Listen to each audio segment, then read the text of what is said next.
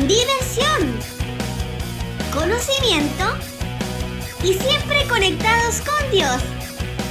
Porque por fin hoy es tu día. ¡Es de niños! Online.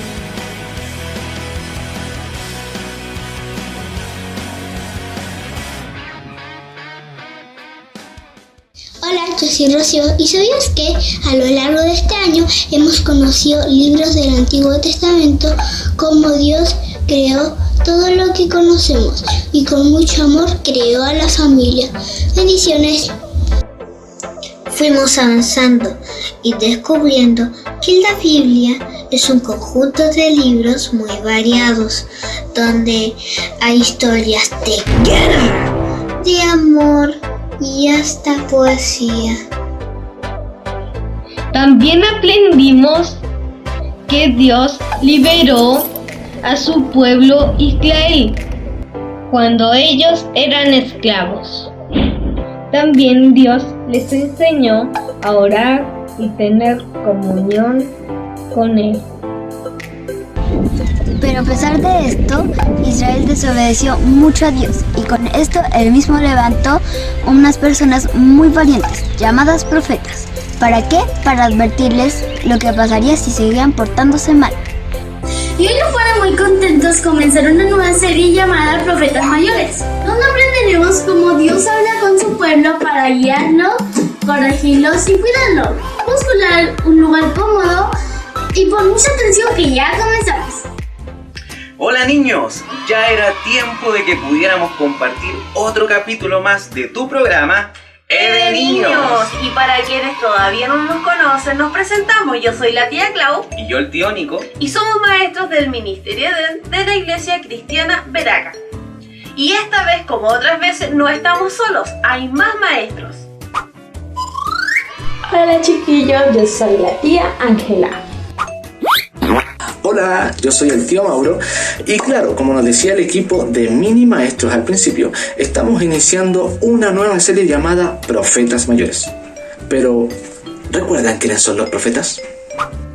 En el Antiguo Testamento la palabra hebrea rojé se traduce como vidente, pues el profeta tenía la capacidad especial de ver el reino espiritual y también los acontecimientos futuros, por medio de visiones, de sueños y de revelaciones que venían de parte de Dios. La palabra hebrea Nabi significa profeta, y Nabi era un portavoz que proclamaba el mensaje de Dios por medio del Espíritu Santo. Más tarde, en el idioma griego, fueron llamados profetes. De ahí deriva la palabra que hoy conocemos como profeta. Así es, niños. Los profetas eran personas escogidas por Dios para ser los portavoces de su mensaje en esos tiempos. Dios levantó a los profetas ya que Israel no se estaba portando bien. Dejaron de buscar a Dios, de hacer sus mandamientos y peor aún, imagínense, comenzaron a adorar a otros dioses, dioses falsos. Es decir, el pueblo escogido por Dios se contaminó. Y esto es súper importante porque Dios no puede convivir con el pecado, a Él no le gusta. Dios siempre le dio las indicaciones a su pueblo para que hiciera ceremonias y sacrificios para así estar en orden con Dios y libre de pecado. Pero comenzaron a alejarse de la palabra de Dios y se empezaron a contaminar, a creer en cosas paganas. Y Dios necesitaba hablarles y corregirles, advertirles, porque si no cambiaban, algo malo les iba a suceder. Y es aquí, en este momento, donde los profetas tienen un gran papel de ser la voz de Dios en medio del pueblo. Su trabajo no era nada fácil. Ellos debían dar mensajes de advertencia y de juicio para que se portaran bien. Debían corregir a las personas importantes de ese tiempo, como lo eran los reyes y sacerdotes. Es como decir si fuera hoy día el presidente de la nación. Pero ellos eran los primeros en contaminarse en ese tiempo y daban el mal ejemplo a todo el resto del pueblo de Israel. O sea, el trabajo del profeta no era nada popular, nadie quería ese trabajo.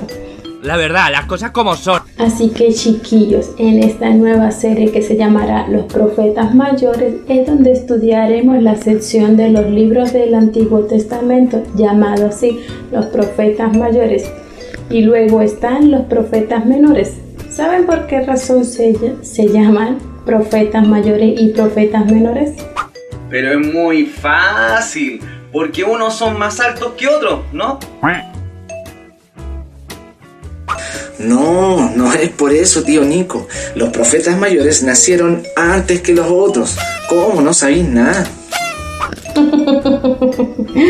Ay, no, tío Nico, no, Nico Mauro. No, por eso no le llaman los profetas mayores y los profetas menores. Resulta que los profetas mayores se debe el nombre a los libros de los profetas que son más extensos, que son más largos, tienen más capítulos.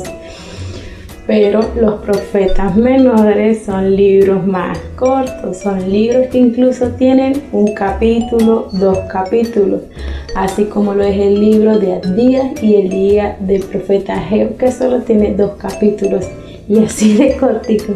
Pero cada profeta, sea mayor o sea menor, tuvo muchísima, pero muchísima importancia en el pueblo de Israel, ya que ellos confrontaban a todos los reyes y a todos los que pecaban y debían dar una palabra de juicio y dar la palabra de Dios a todo el pueblo. Y bien, niños, para poder contar esta historia tenemos que viajar al pasado. ¿Aún más? Sí, porque este profeta vivió aproximadamente entre los años 765 al 695 a.C. Recordemos que cuando estudiamos los libros históricos aparecieron todos estos libros. Y este profeta vivió en la cronología del libro de Segunda de Crónicas y Segunda de Reyes. Recordemos que la idolatría es la práctica de adoración o de reverencia hacia dioses falsos por medio de imágenes o rituales extraños. La idolatría está prohibida por Dios y fue una de las prácticas que más contaminaron al pueblo de Israel en la antigüedad. Los pueblos vecinos de Israel tenían muchos dioses y creencias que no eran permitidas por Jehová, pues estas creencias llevaban a la decadencia moral y a la muerte, también a la enfermedad y a la destrucción de la nación escogida por Dios. Como ya sabemos, cada vez que el pueblo olvidaba los mandamientos de Dios y se corrompía o se contaminaba, un profeta era levantado por Dios para entregar un mensaje a toda la nación. Y fue aquí donde Dios llamó a un joven que, según la tradición, se creía que tenía aproximadamente 25 años y su nombre era Isaías.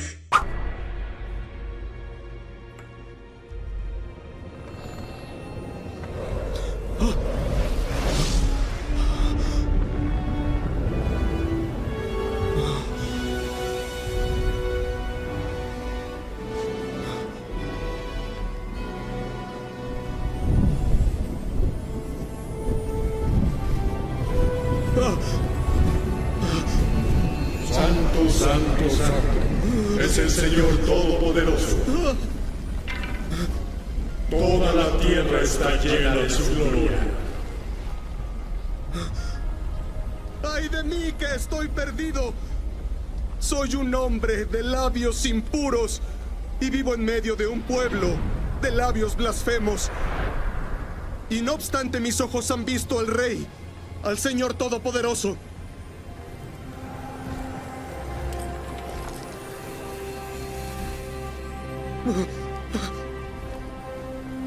Mira, esto ha tocado tus labios.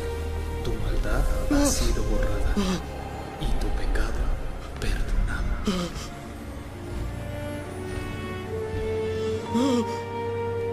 ¿A quién enviaré como mensajero a este pueblo? ¿Quién irá por nosotros? ¡Aquí estoy! ¡Envíame a mí! Se cree que Isaías descendía de una familia de la clase alta de Jerusalén. Era un hombre culto, Tenía dones de profecía y, por si fuera poco, también de poeta. Era conocido en la realeza y le daba consejo a los reyes. Se le considera como el profeta escritor más influyente.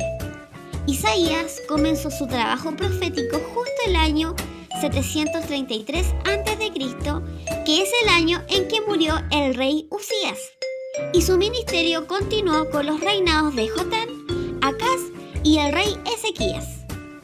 Oye, me imagino cómo eran los almuerzos de la familia Elisa, puras profecías en la conversa. Sí, y además el libro de Isaías tiene muchos datos interesantes. A ver. Hola mis queridos niños, tanto tiempo sin poder hacerles un videíto. Me presento para los que no me conocen, soy el profesor Salmos. Hoy les tengo unas curiosidades del libro de Isaías para que las anoten. Aquí van. 1.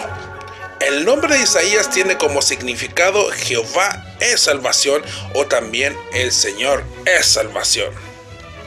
Algo muy curioso, ya que el profeta Isaías es una de las voces autorizadas por Dios para la salvación de Israel.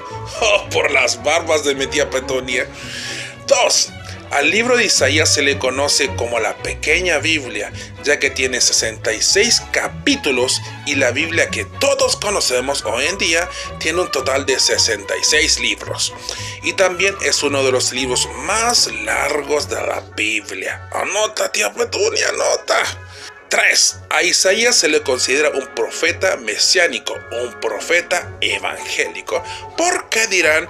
Porque es uno de los profetas que más anuncia la llegada de el Mesías, que es Jesús. Y por lo mismo el libro de Isaías es el que más menciona en el Nuevo Testamento una módica suma de 75 veces. Una módica suma, yo diría que harto. 4. Se cree que era el primo o pariente de Usías. Esto según la tradición judía. Por esto que fácilmente Isaías tenía acceso a las autoridades de aquella época. ¡Qué buena enseñanza! Espero que mi tía Petunia esté anotando todo esto. Bueno, mis queridos niños, me despido. Hoy quería compartir esto con ustedes. Que Dios los bendiga y los cubra en su manto. Amén. Bendiciones para ustedes. En esos años la nación de Israel estaba dividido en dos. En el reino del norte llamado Israel y en el reino del sur llamado Judá. Y es aquí donde se desempeñó la carrera del profeta. ¿Sabes por qué, tío Nicolás? Ya sé, ¿por estrategia? No. Ya sé, ¿por dirección de Dios? No. No, ya sé. ¿Por revelación? No. ¿Por qué bien? Recordemos que Israel era una gran nación que fue creciendo a partir de 12 tribus. Luego de la muerte del rey Salomón y de una guerra civil, la nación de Israel se dividió en dos. 10 tribus se unieron llamándose Reino del Norte Israel, y las otras 2 tribus restantes al sur se llamaron el Reino de Judá. Ambos reinos estaban siempre sumergidos por la idolatría y costumbres paganas. Y los profetas aparecían con mensajes buscando que el pueblo se arrepintiera de su mala manera de vivir. De lo contrario, Dios ya no podría estar con ellos y su pecado, y no podría protegerlo de los invasores enemigos. El pueblo de Judá, por culpa de quienes lo gobernaban, estaban tomando costumbres que eran de otros pueblos y estaban adorando a otros dioses. Crecía tanta la maldad y el pecado entre el pueblo que incluso consultaban a las cartas para leer su suerte. Así que Dios, en su santidad, no podía seguir protegiendo con su presencia al pueblo de Judá. O sea, quedarían desprotegidos ante sus enemigos. Exacto. Isaías le había advertido al pueblo de Dios que si no se arrepentía de su mala manera de vivir, el enemigo número 1 estaba listo para poder invadirlos. Y este era el imperio de Asiria. Isaías profetizó durante la expansión del imperio asirio. Asiria era un gran reino que estaba situado cerca del río Tigris y el desierto de Siria, pero sus fronteras cambiaban a medida que iban conquistando nuevas tierras. Lograron ser un gran imperio, ya que fue una nación militarizada, es decir, en su corazón siempre estuvo la guerra. Además, era un pueblo muy idólatra, pues adoraban a más de 100 dioses falsos y además ejercían la adivinación. El gran problema de Judá es que comenzaron a hacer alianzas con naciones extranjeras para hacer negocios, incluyendo a Asiria. Hacer negocios no era malo, lo que pasa es que estos dieron pase para que pudiesen entrar las culturas paganas de estos pueblos y empezaron a adorar dioses falsos, brujerías, rituales y empezaron a tomar costumbres que no iban de la mano con Dios. Recordemos que el imperio asirio se estaba expandiendo y los reyes de Israel fueron conquistados por Asiria. El rey Acaz, que estaba reinando en ese tiempo en Judá, hizo alianza con Asiria para no ser conquistado. O sea, en vez de confiar en Dios, por miedo, hizo alianza con su propio enemigo. Perfecto. Pero luego el imperio de Asiria cambió de rey y se levantó en guerra contra Judá. En Judá ya no estaba el rey Acaz, sino que el nuevo rey se llamaba Ezequías. El rey Ezequías no hizo lo mismo que el rey Acaz. Ezequías se sometió a Dios y lo salvó de ser conquistado por este tremendo enemigo. En todo este contexto histórico, Isaías hablaba y profetizaba todo lo que iba a pasar en Judá y en Jerusalén. El mensaje del profeta buscaba que el pueblo de Dios se arrepintiera de toda la desobediencia, pero a su vez también Isaías profetizaba el juicio que iba a caer sobre Judá y Jerusalén. Él habló sobre la conquista por el imperio asirio y también profetizó sobre Babilonia y cómo conquistaría Jerusalén años más adelante. Todo esto a causa de ¿qué? De la desobediencia. Isaías profetizó durante el reinado de 4 reyes en Judá: Usías, Jotán, Acaz y Ezequías. De estos 4 reyes, pareciera que Ezequías fue el que más obedeció a Dios, y gracias a eso Dios lo ayudó.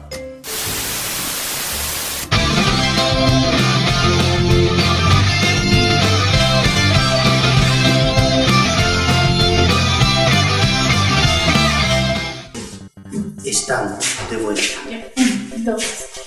Hola niños y niñas, ¿cómo están? Saludamos a todos los niños que nos ven desde Arica hasta Punta Arenas, en los diferentes países: Argentina, Venezuela, Chile, España, Perú, México, Puerto Rico, Estados Unidos. y todos los niños que Canadá es un país aparte de Estados Unidos, ¿cierto?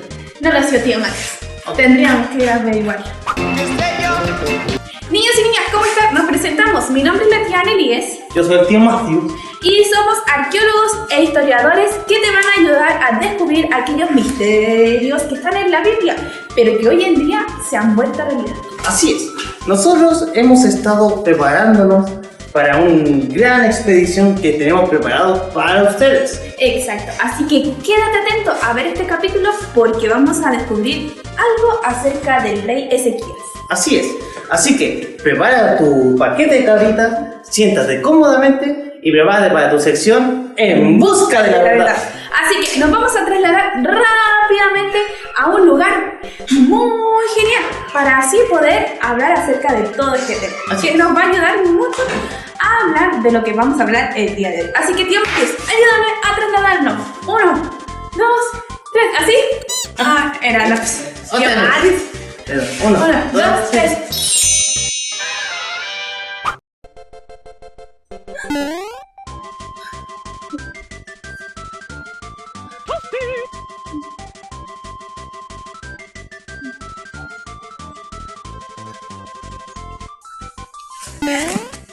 Niños niños y niñas, ¿cómo están?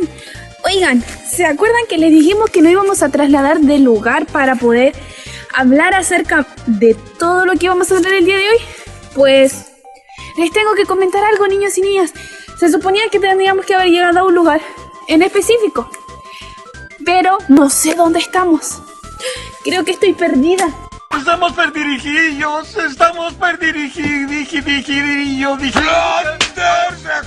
reacciona ya. No sé tampoco dónde está el tío Matius.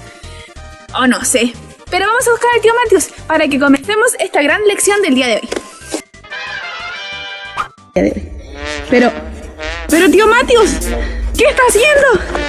Tapándole el agua a mis enemigos. ¿Cómo? Con esta tablita. Tío Matius, ¿no puede tapar el agua a los vecinos? Sí, puedo. Son mis enemigos. No, tío Matius, después ya no van a poder regar sus plantas, sus bosques, sus casas. Bueno, en realidad no lo iba a hacer, pero me sirve como ejemplificación para lo que vamos a hablar el día de hoy. Vamos. Ya. En la antigüedad, la gente, cuando yo estaba en épocas de guerra, en épocas de lucha, lo que hacían eran, como yo estaba haciendo, tapar los ríos. ¿Para qué? Para que el agua en las ciudades no se generara. Y esto servía para que los ejércitos, el equipo rival, estuviera sin agua y estuviera menos deshidratado y más cansado, así como estoy yo. Hoy en día existen diferentes tipos de máquinas, represas o artefactos para poder dividir y distribuir bien el agua. Por ejemplo, nosotros tenemos esta.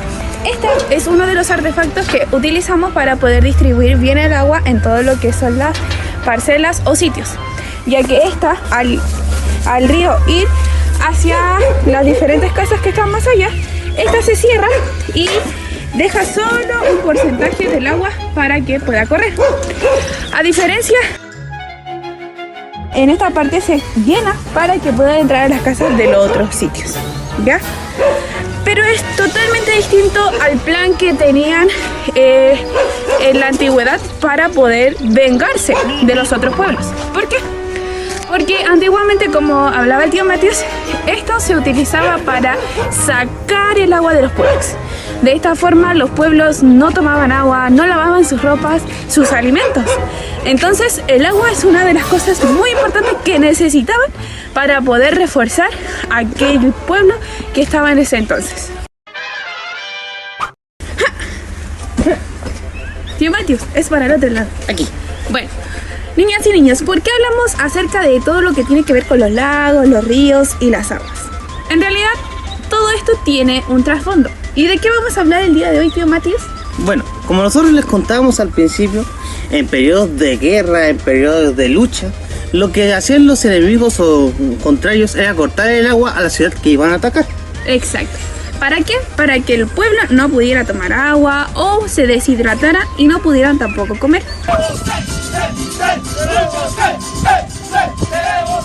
Claro, no se pudieran defender y todo este tipo de asuntos. Entonces sucedió que uno de estos reyes que estaban en estas ciudades que fueran atacadas, que era Judá, se le ocurrió la magnífica idea de crear un túnel. Exacto, pero no era cualquier rey, y de ese rey vamos a hablar el día de hoy. Este rey se llamaba Ezequías. ¿Y Ezequías quién era, tío Matius? Ezequías fue el rey 13º, o sea, número 13, que vivió en el tiempo del reinado de Judá. Este rey, Ezequías, que estaba pensando en que necesitaba construir un túnel. Se dice que este rey fue el que construyó el túnel que estaba debajo de la ciudad de Judá. ¿Ya? Y este túnel no tiene un nombre más magnífico que el túnel de Ezequías. Increíble. Exacto. Este túnel mide aproximadamente 533 metros de largo. Imagínense. Muchísimo. Eso, es casi medio kilómetro. Exacto. Este túnel tiene algo muy particular de entre todos los túneles. Uno normalmente empieza el túnel de un lado y termina por el otro lado. Pero el rey Ezequías mandó a hacer esto de que se construyera por un lado y por el otro al mismo tiempo. Sigue siendo un gran misterio de cómo bendiciones se pudieron juntar en un punto. Porque imagínense, si iban así y se desviaban una cuestión, tenían que llegar juntos en algún momento. Es más, una peculiaridad de este túnel, que así no es, lamentablemente, es un túnel que forma una S, es así, es curvado. Exacto, así como decía el tío Matthews, este túnel no era recto, o sea, no era de esta forma, sino que este túnel, al estar debajo de la tierra, los amigos no eran tan derechos, que digamos. Entonces, uno se fue por allá, otro se fue por allá y se encontraron en un momento y no se dieron cuenta que este túnel formaba una S mayúscula. En el año 1884 se descubre, a través de estas cuevas que habían antiguamente, los arqueólogos empezaron a buscar y encontraron la lápida de Siloé. Esta lápida era representada un poquito de todo lo que se había hablado y todo lo que se había formado en ese instante. Esta lápida hoy día la podemos encontrar en el Museo de Estamburgo, ya, por si la quieren ir a ver. Hoy en día podemos ver que muchas de las cosas que se hablan en la Biblia, en la historia del rey Ezequías, aparece en los libros de Reyes, Crónicas y Isaías. Esto es un descubrimiento más para todo lo que vamos a seguir descubriendo. Así que anímate a poder seguir descubriendo todo lo que Dios tiene para nosotros. Esperando que les haya gustado mucho este recorrido que hemos hecho a través de las historias. Esperemos que te vuelvas a unir en una nueva sección de En Busca de la Verdad.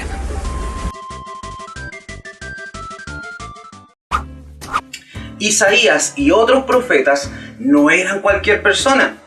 Para ser un profeta debías tener unas características súper importantes. Primero, una fuerte relación con Dios. Y esto hacía que se convirtieran en confidentes. También, aparte de eso, tenían que estar muy cerca de Dios y entonces aprendían a amar lo que Dios amaba y a aborrecer lo que Dios aborrecía. Por estas razones, el profeta entendía el propósito y la voluntad de Dios que tenía con su pueblo. También el profeta amaba mucho al pueblo de Dios y siempre buscaba el arrepentimiento de las personas. El profeta tenía una visión para el futuro y por esto podía predecir el juicio y destrucción como años más tarde en Jerusalén. ¡Ay, qué miedo! ¡Yo me voy! Y otra cosa importante, el profeta era una persona muy osada y desafiante. A él no le importaba si eran personas comunes o eran los reyes más importantes. Si Dios lo mandaba a dar palabra que confrontaba el pecado de alguna persona, a él no le importaba ni dudaba en entregar ese mensaje, aunque eso pudiese significar su muerte. Pero tranquilos, el profeta no solo era usado para confrontar al pueblo, sino también para dar tranquilidad y esperanza. Y en el caso de Isaías, su mensaje de paz fue muy especial, porque es uno de los profetas que más habló de la grandeza de Dios y de la venida de alguien muy especial, el Mesías, el Salvador, el Redentor, es decir, Jesucristo. Porque un niño nos es nacido, hijo nos es dado y principado sobre su hombro, y se llamará su nombre admirable, consejero, Dios fuerte, Padre eterno y príncipe de paz. Con estas palabras, el profeta Isaías traía un mensaje de esperanza para el pueblo de Israel, una profecía que sería efectiva al menos unos 750 años después con el nacimiento de Jesús.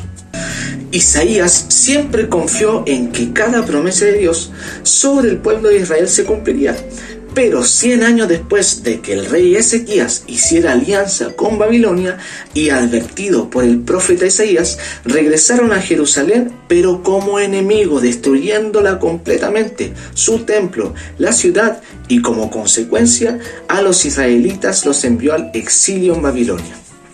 Cumpliéndose así cada profecía de Isaías, demostrando realmente que él era un profeta, porque sucedió todo como él dijo.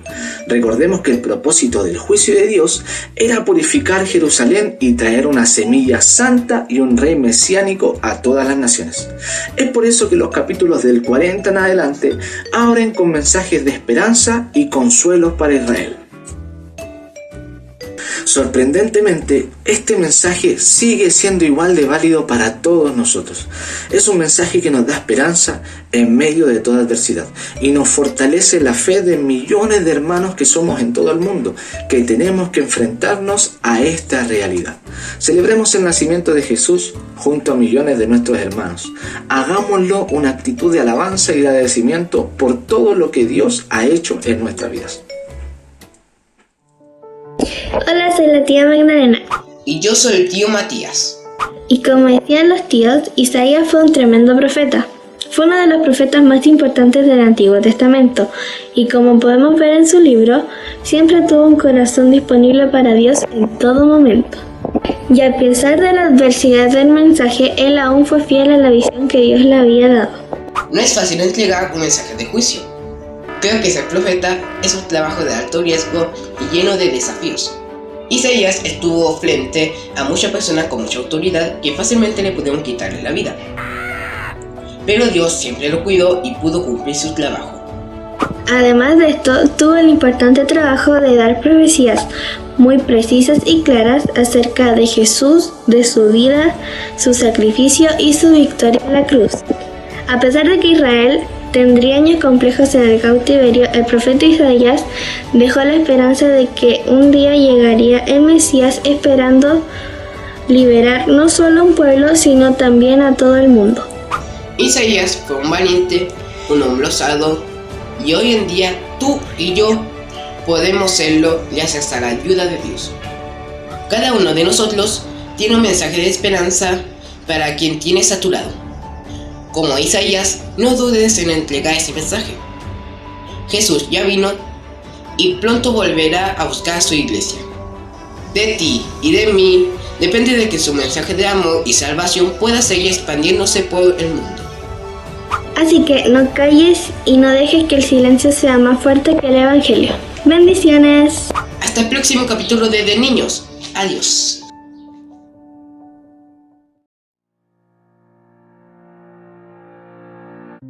¿Sabías que existen heridas que no se ven? No solo existen las heridas físicas, sino que también existen las heridas emocionales. Y lo más importante es que muchas de estas heridas son generadas en la infancia. En un mundo de adultos esto no se toma en cuenta y queda ahí escondido. Y muchas de estas heridas, cuando salen a la luz, ya generaron mucho daño y consecuencias. Pero tenemos buenas noticias. Dios ve mucho más allá de lo que nosotros podemos ver. Y no solo eso, es el único en sanar, curar y reparar esas heridas. Si eres padre o tienes la responsabilidad de tener niños en tu vida, te invitamos a tomar acción.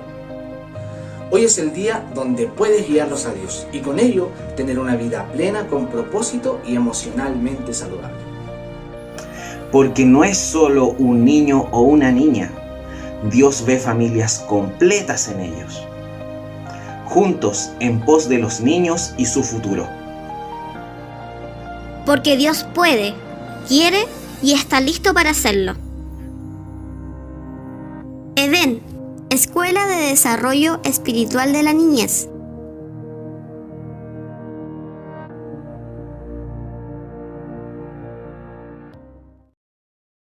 Edén, Escuela de Desarrollo Espiritual de la Niñez.